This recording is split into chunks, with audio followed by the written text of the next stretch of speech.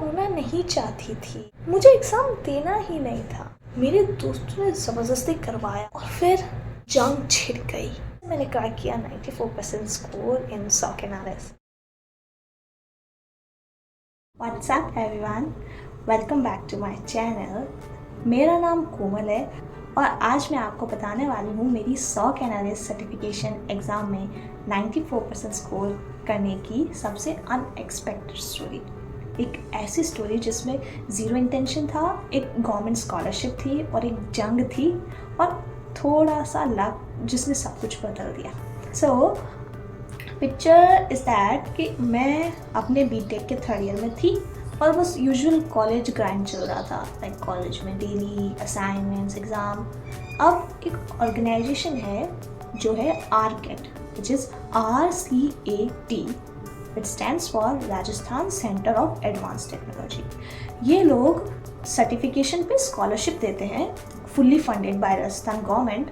लेकिन ये बात है कि मुझे बिल्कुल भी इंटरेस्ट नहीं था इस एग्ज़ाम को देने में, लाइक एब्सोल्युटली ज़ीरो। मेरे सारे फ्रेंड्स हाइप में थे, उन्होंने फॉर्म भर दिया, प्रिपेयर कर रहे थे, दिन भर बस इसी के बारे में बातें करते रहते और वो मुझे परेशान कर रहे थे कि भाई दे देना यार, क्या हो जाएगा, बस चांस ले लेना बहन, और क्या। तो मैंने कहा, सोचा कि ठीक है, क्या जाता है, एक बार दे देंगे। मैंने फॉर्म भर दिया, इसलिए नहीं कि मुझे भरना था, इसलिए कि मेरे दोस्तों ने मुझे परेशान करके रख दिया था।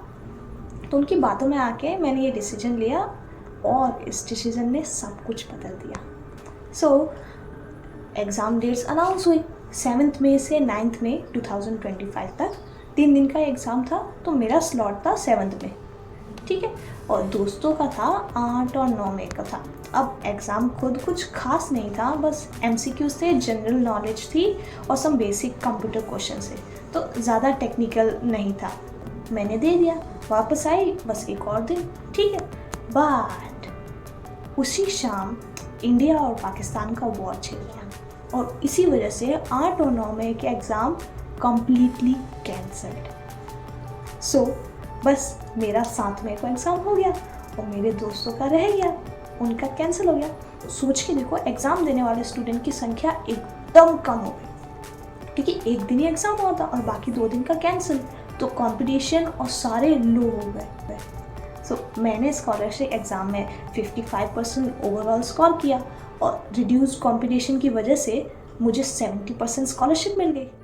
कभी कभी राइट प्लेस राइट टाइम में होना लक नहीं होता, कभी कभी वो जंग होती है। फिर क्या हुआ कि कुछ दिन बाद एक कॉल आई मेरे पास EC काउंसिल के डिपार्टमेंट से, जयपुर हेडक्वार्टर, RCAT के जयपुर हेडक्वार्टर से। तो बोला, हेलो कोमल बोल रहे हो? मैंने कहा हाँ। तो क्या हम RCAT से बात कर रहे हैं आपकी स्कॉलरशिप की रिगार्डिंग? मैंने कहा ठीक है, बताइए।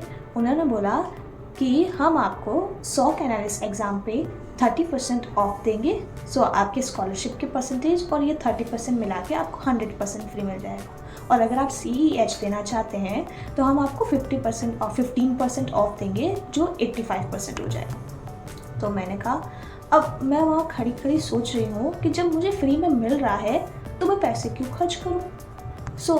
तो मैंने SOC एनालिस्ट चूज़ किया, 100% फ्री।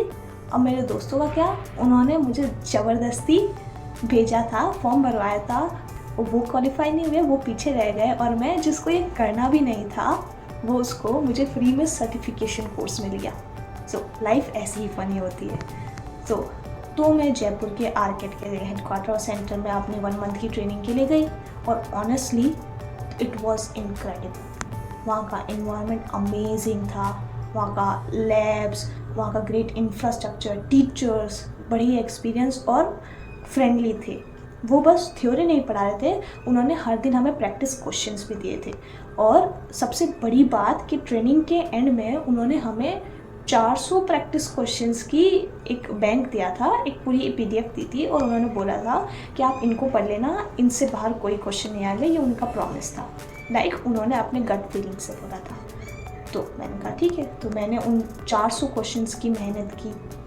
तो मैंने कहा ठीक है, तो मैंने उन 400 क्वेश्चंस को एकदम प्रैक्टिस किया, सीखा, लैब सॉल्व्स की और उसको एकदम पक्का कर लिया था कि अब इससे बाहर आएगा तो छूटेगा नहीं। सो एग्ज़ाम डे आया, मैं बैठी, प्रॉक्टर ने ऑन किया, और प्रॉक्टर ने कुछ बेसिक क्वेश्चंस पूछे और उसके बाद जैसे ही पेपर ओपन हुआ मैं शॉक में थी। मैंने देखा हर एक क्वेश्चन उन 400 प्रैक्टिस क्वेश्चन से आया था।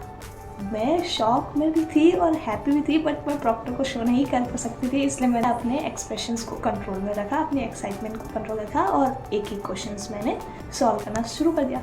मैंने एग्ज़ाम को फ्लाई कर दिया। सो तब मैंने एग्ज़ाम क्लियर कर लिया।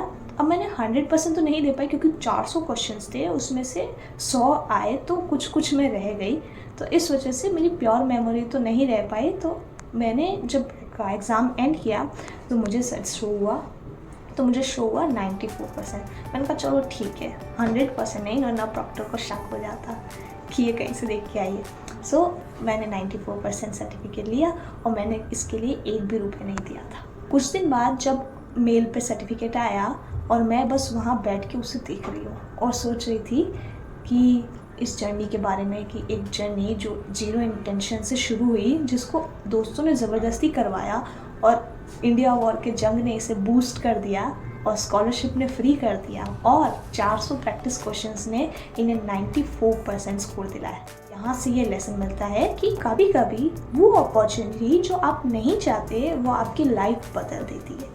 और कभी कभी दोस्तों के ठीक है यार बोलने से कुछ इनक्रेडिबल हो जाता है।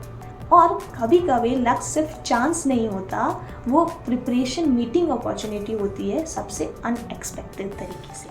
ये थी मेरी स्टोरी, मुझे नहीं करना से 94% सर्टिफाइड SOC एनालिस्ट। मैं बताना अगर आपकी लाइफ में भी कभी कोई लक ब्रेक आया जो आपका सब कुछ बदल दिया,